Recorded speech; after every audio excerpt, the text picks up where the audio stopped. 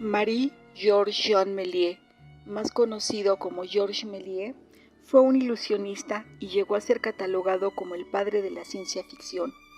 Nació en 1861 en una familia acomodada de París y desde pequeño mostró gran talento para el arte, interesándose por el dibujo y el teatro. Desde muy joven llegó a aprender trucos de ilusionismo en Londres, pero obligado a ocupar su lugar en la empresa de calzado de la familia, tuvo que esperar hasta que su padre se retiró del negocio y con su parte de la herencia, Méliès adquirió el Teatro Houdini en 1898. Entonces se dedicó a sus grandes pasiones, dirigir obras y realizar espectáculos de ilusionismo, creando él mismo los decorados y las maquinarias, y a dibujar para el periódico satírico Le Griffe. El día 28 de diciembre de 1895, los hermanos Lumière mostraron por primera vez al público su gran invención, el cinematógrafo. Asistieron 35 personas a la proyección en el sótano del Gran Café de París. Georges Méliès fue uno de ellos, y de inmediato se sintió atraído por la fantasía, la magia, y no podía salir de su asombro al ver las grandes imágenes en movimiento.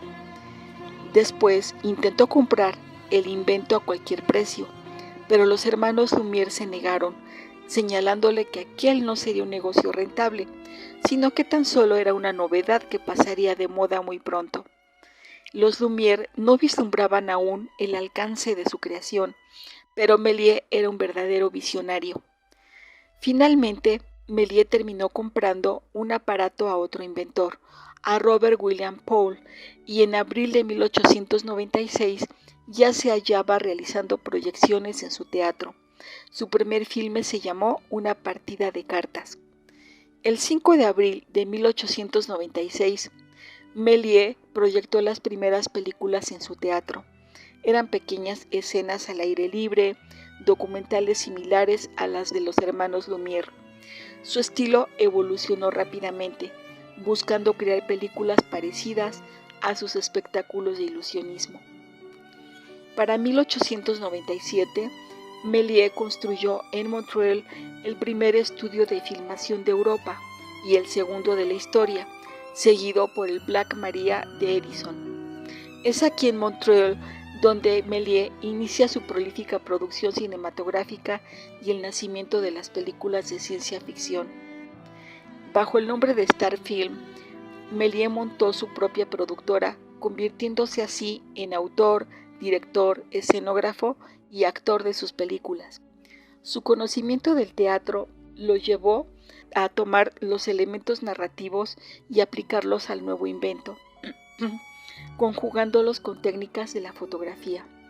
En todas sus películas, la cámara siempre permanece inmóvil, adoptando el punto de vista del espectador, y los actores entran o salen de escena por los costados.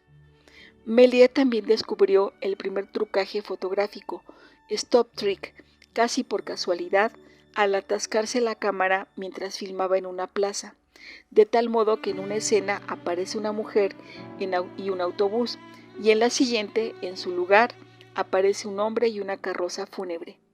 El director utilizó este recurso para hacer aparecer y desaparecer actores y objetos en sus películas.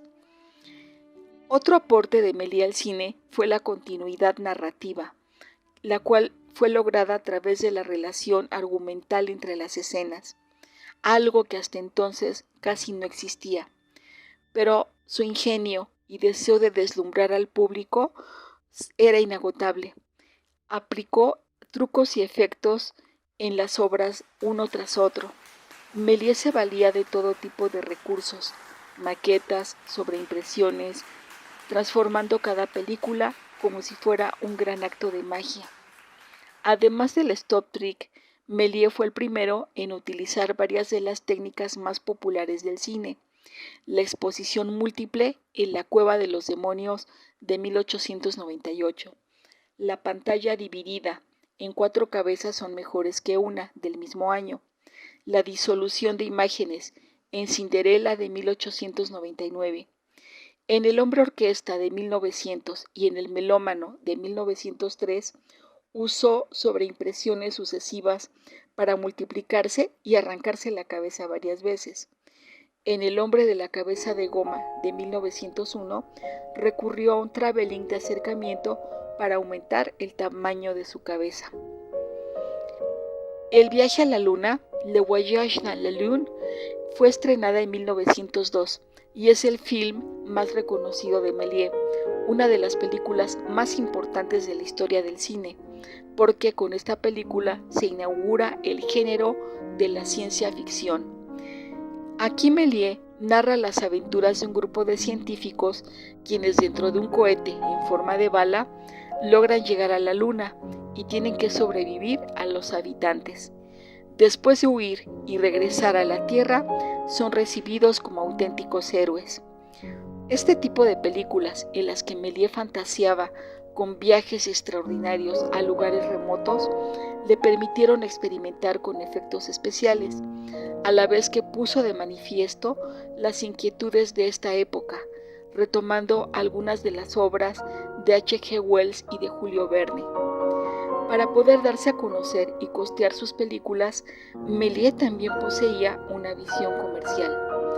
Aprovechando la realización de la Gran Feria de París, Méliès realizó proyecciones gratuitas y consiguió que sus primeros espectadores se convirtieran también en sus mejores voceros. La película fue mundialmente conocida y con ella el nombre de Méliès.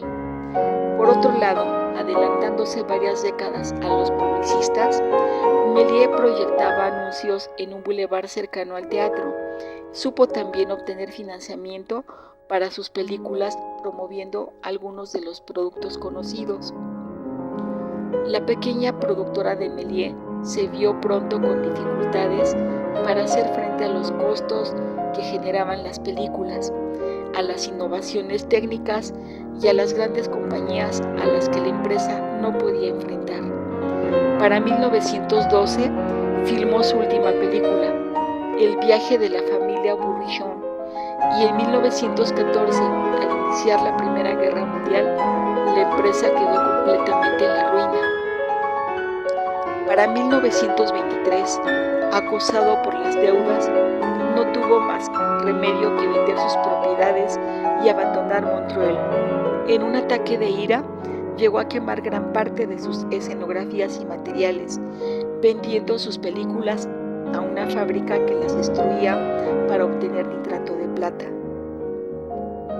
Tras el fallecimiento de su primera esposa, se reencontró en 1925 con una de sus principales actrices, Jeanne Dulcy, que entonces tenía una pequeña tienda de juguetes y golosinas en la estación de Montparnasse.